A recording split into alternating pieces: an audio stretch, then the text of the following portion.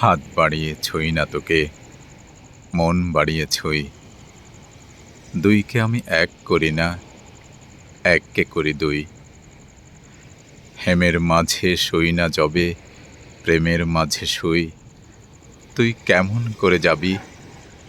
পা বাড়ালেই পায়ের ছায়া আমাকেই তুই পাবি।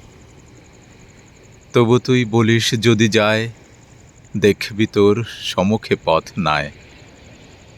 তখন আমি একটু ছোঁব, হাত বাড়িয়ে জড়াবো তোর বিদায় দুটি পায়ে। তুই উঠবি আমার নায়ে, আমার বৈতরণী নায়ে। নায়ের মাঝে বসবো বটে, না এর মাঝে শুব।